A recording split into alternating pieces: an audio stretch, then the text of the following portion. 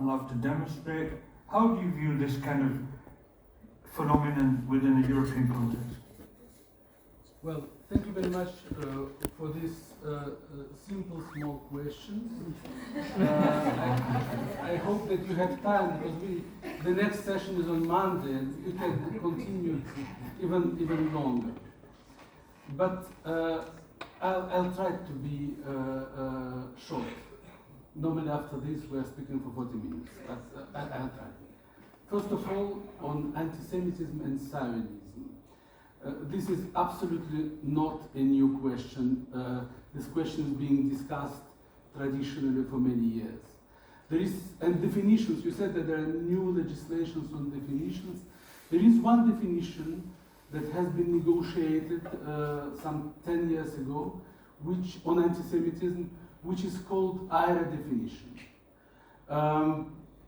In general, I have problems with definitions which are more than one paragraph. This definition is 1.5 pages.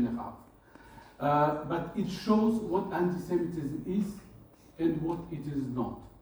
And already there, it is clearly said that criticizing Israel, what Zionism is? Zionism is the movement of return of the Jewish people to Israel, to the Jewish state. Criticizing Israel as a country is absolutely not forbidden at all. I think that everybody can criticize Israel as a normal state.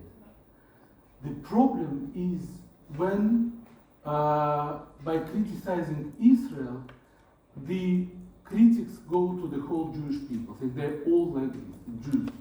So that is anti-Semitism. For the rest, I think there is no real problem. Now, but then we can continue, of course, this discussion, but I would like for me to stop here. But now we will, may just for our values, universal, European, dear friends, we're in Europe, and you mentioned the toilets. Of course, maybe seen from Asia, we are all equal, egal, as we say, we are the same. We are very different. And we have this European Convention which constitutes our values. We decided that these values are our values that we adopted for us. So let us fight that they be effective. We have no pretension to rule in all the other parts of the world. But we can share with them our values. And what is good, I think. Freedom of expression, freedom of religion, freedom in general is part of our values. So this, I think, we can be proud of, but we should fight for these values to be effective here. They're absolutely not, for the moment, totally effective. And there are always things to correct. And finally, let me just mention one thing, with which it's very personal, but I cannot share. From the river to the sea means eliminating Israel, totally. And this is not part of our values. And I'm personally absolutely against this. I'm totally in favor of the rights of Palestinians. I think that what happens in Gaza is absolutely appalling. But from the river to the sea is a slogan which is in a way part of genocidal ideology, because it's Israel to be eliminated. So this I cannot agree with. Thank you for your frank discussion. Sir, can you just touch upon this issue, as the gentleman said, yes, regarding the limits of people's ability to protest? Yes. But I will state the principles I base my argument on first, because they are both legal, moral, and political. What are the limits to freedom of speech, freedom of religion? The limits are where you harm others. And harm to others is not a subjective matter. It relates to human dignity, and it relates to actual physical or psychological harm. So, everything that do not harm others is allowed and should be allowed. So, you have the right if you need to, for some reason or another, to insult, offend, cause emotional pain to others. I am not a believer. I'm an atheist humanist.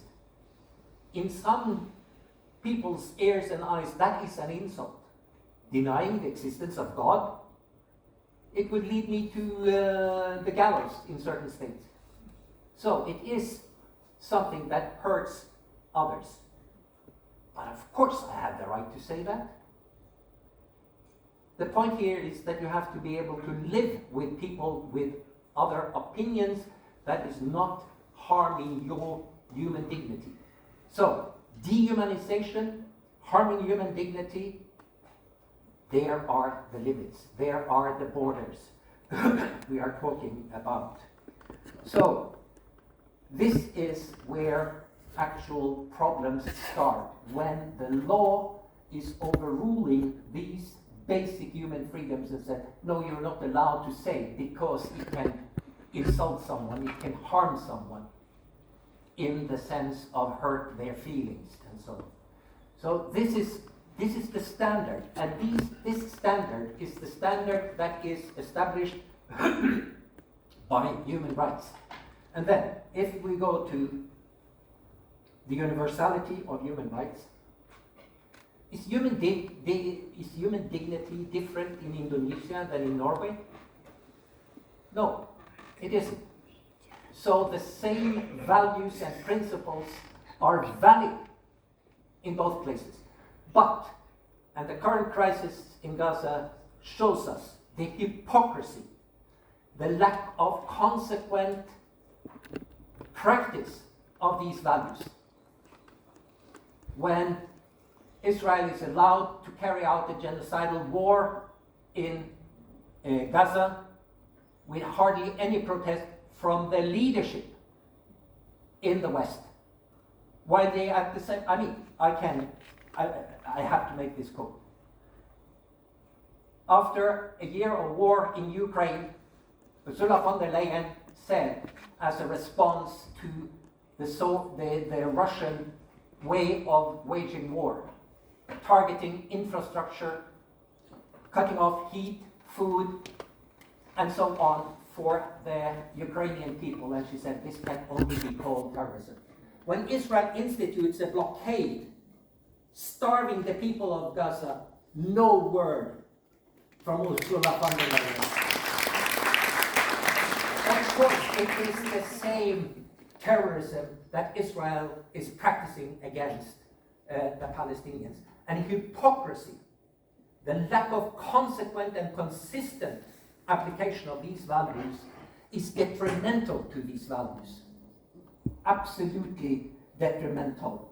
So, yes, when you are conflating anti-Zionism with anti-Semitism, you are practicing bigotry, hypocrisy, and you are in the danger, real danger, of increasing the phenomenon of anti-Semitism. Thank you. Thank you. I'll actually come to the Indonesian question at the end. I'm going to come to Professor Lenz now quickly, again because I'm conscious of time, and I want to go back to the audience to give you one more chance as well. Go ahead. I would like to say something about these limitations or the red lines between anti-Semitism and criticism of Israel. Because this IRA definition, which you have mentioned, it carries along some of these dilemmas, because what we see is the politicization of definitions. The definition in itself might academically be unproblematic, but it has been used to politically blur the line between legitimate criticism of Israel and anti-Semitism. So politically, also the state of Israel has pushed and exercised pressure to Western governments to draw lines very much narrower, which we now see gives us another problem, because as a researcher I also can say we see a connection between a certain rhetoric of anti-Zionism as meant as the total illegitimacy of a Jewish state in the territory where it has been established by UN in 48, and the generalization of prejudice against Jews, ideas against Jews. We see it. So what we need is not red line and arrest and taking people into custody. What we need is a better communication. And we see it, for example, about the slogan from the river to the sea. I have seen examples in Berlin, for example, where this slogan has been modified. It has been recoined as from the river to the sea there will be equality. Because then it was more clear that it was meant that Palestinians have the right to their own state and so on. But this was not the effect of arresting people or giving people punishment. It was the result of dialogue, of people listening to each other, of people listening to Jews who said, for me it is a real threat. For me it becomes an existential threat that this slogan could mean that. And then those people said, no, we don't basically mean that. Then we don't need to say it. This is a kind of modification of freedom of expression, which is not along the lines of punishment or sanction, but along the lines of negotiating and dialogue. And I think we need to be much more aware and willing to see that all these concepts we are operating with, anti-Semitism, Zionism, and so on, they are battlefields right now. They are part of the battle and the polarized discourse. So in order to get out of this polarization, I think we need to be much more talking about what do you mean when you say it, and do you really mean this? Oh no, then we call it something else, then to call for punishment or red lines or sanction. Thank you. Mr. Basari, if you can address this lady's question within 30 seconds, because I want to go back to the audience. For a last round, do we have 5 more minutes? 3. 3, okay. Negotiation going on now, so we have 3.5. Okay, 3, Dr. Basari, and then we'll quickly come back with 2 more questions. Okay, the minority religious group in Indonesia lives in harmony, happy, and they can pray. But the problem comes up when there is an issue on the blasphemy law and the freedom of expression. There is a different treatment. There is no equal treatment. For the minority, you can get the blasphemy or against the freedom of expression. But for the majority, if you say something bad about other minority groups' beliefs, so there is no use of the blasphemy. That's the problem. That's why we try to change the criminal code to be compliant with the human rights. Another thing, but if we are talking about the context in what happened in Europe right now, there is a problem with advocating the universality of human rights in Indonesia because what happened here. Why? Because I think that there is a misperception of each groups about what is the important, what is the holiest thing. For example, the Quran. For the Muslim, the Quran is the holiest thing. So that's why when there is action burning the Quran, so it comes anger. Why? Because it is a very holy. Why it has happened? Like in Indonesia, if the for example the majority groups saying bad about the other beliefs, it should be there is a issue on the legal issue, but nothing happened. So it also the same in the Europe when it comes to majority, so there's nothing happen. But when it comes to minority, it happens. So the problem is that there is no dialogue because there's a misperception, you know. So when we know what happened in other beliefs, so we know, oh, so I try to filter myself. Don't do like this because it will hurt the dignity of other beliefs. Why I filter myself? Because I know. But if I don't know, we can think that, well, I can do anything because it's my right to have an expression. So I think that's one of the problems. Thank you, Dr. Basari. I think your insight is very helpful from a Far Eastern point of view, excellent point of view. Needed, do I have your permission? One question. One question, okay. And 5 hands go up. Which one shall I choose? Who has not asked a question so far? This lady here saying she has not asked a question, so we'll give her the right.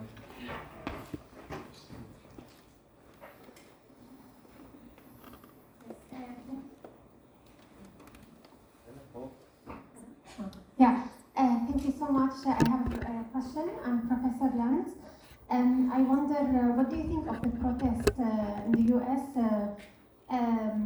in the light of the student solidarity with Gaza? And do you think this would be a danger when it comes to academic freedom? Thank you. That's a really good question. Can I pose that question to all of you as your final remarks? So the question is, freedom, academic freedom. Within that context, we've seen what's happened in America, within a European context, and also from an Indonesian concept. Obviously, this is a sacred area where people at university have universally said this is an intellectual free space where people can challenge and discuss and debate. The question has been directed to you, Professor, but I would say it's a question for the whole panel, but I'll let you start first. Yeah. I think what we see in the US is very worrying, and we see it is on the context. Very boring or very worrying? Worrying. I also thought it was boring. Nice we have cleared that up. In Norwegian we have kjedelig. That's also. No, it's worrying, and the problem is we see that it is in the context of a explosively polarized society. So I think what's happening in the US can't be seen separated from what's happening in the US in general. That we have a polarized situation where people, in a way, there is no room for dialogue or exchange. It's absolutely positioning either the one way or the other. And this limits either the one side's or the other side's possibility to express themselves, and also the freedom of the academic freedom, both freedom of speech and academic freedom. And we see that it becomes a battle of who wins this absolute fight, which only one can win. Either you are the protesters and you want this boycott and so on, or you crack down on these protesters and you forbid that protest. For me, I think only both sides can lose, and academic freedom will lose in that, because for me it is a value in itself to work in academia where me and my colleagues can disagree on that, and we still can relate to each other as academics, we can do research together, but we can very fundamentally disagree on this political question. And I think what we see in the US, it's like this dynamic of claiming you need to choose one side and not relating to the other as a legitimate part in the discussion anymore is a real threat to society and, of course, academic freedom in that. Dr. Basari, quickly, your point. Okay, I have a theory about the crystallization. It means that when we only got the information on one side, from our group, so it can be crystallized.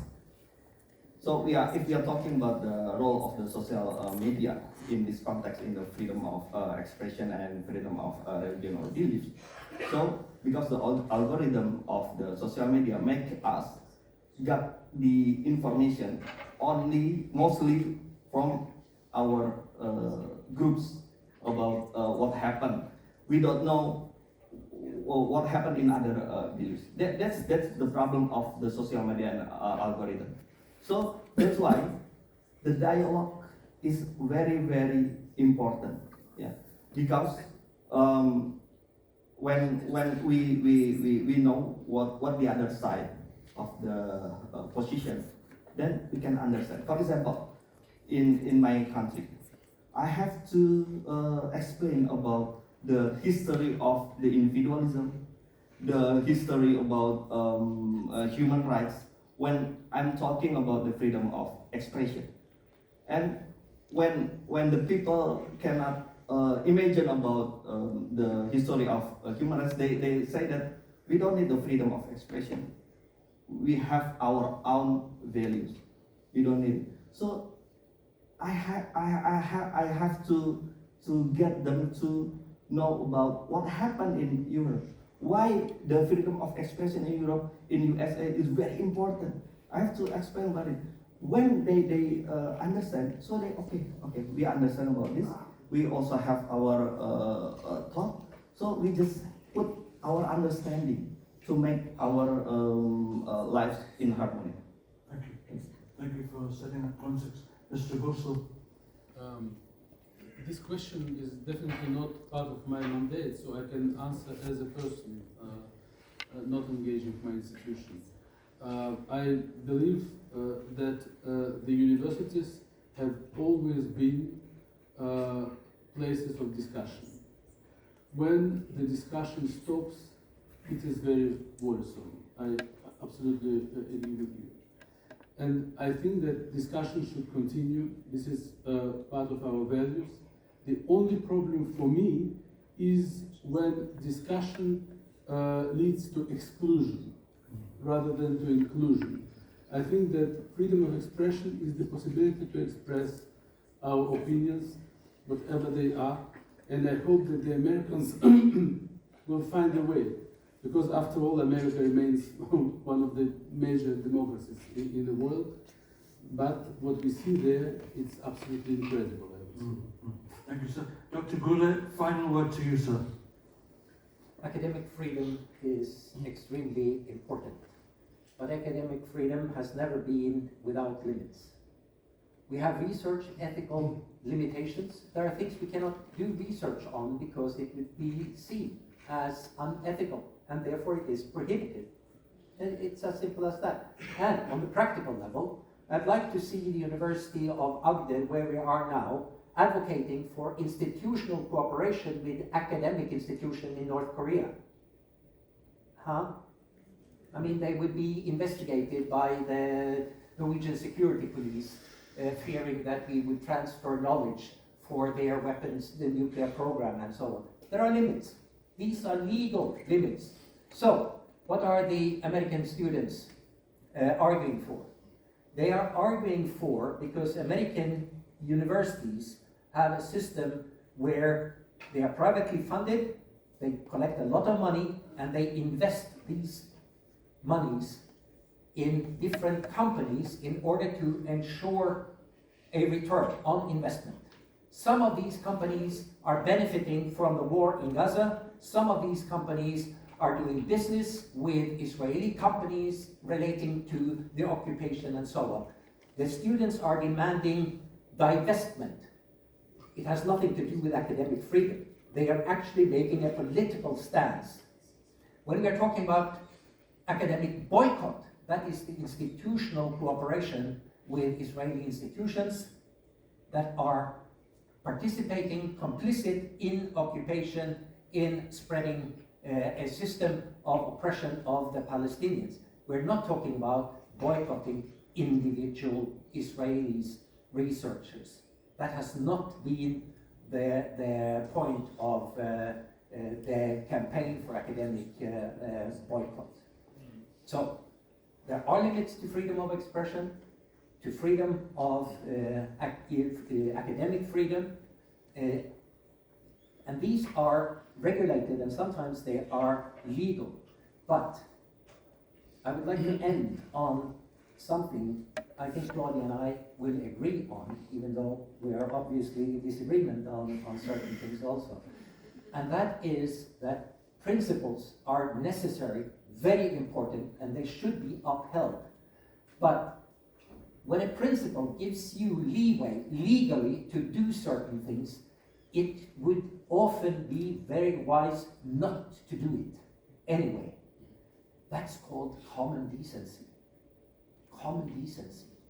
I know that burning the Quran will hurt many Muslims, offend them. Do I need to burn the Quran for criticizing Islam when I want to criticize Islam? No, I do it in writing and verbally. I don't need to burn the Quran. Simply because why should I add an extra dimension to what some of my Muslim friends would find offensive enough just by me saying? So the other side of this, and being based on principle, is that you stick up for it. And this is where, for your friends, for their rights. So even though I criticize Islam, as some of you from Norway will know, I also defend the right of Muslims to be Muslims and practice their belief the way they want to do so, but not without criticism. Thank you so much. As you will agree, great panelists, round of applause please.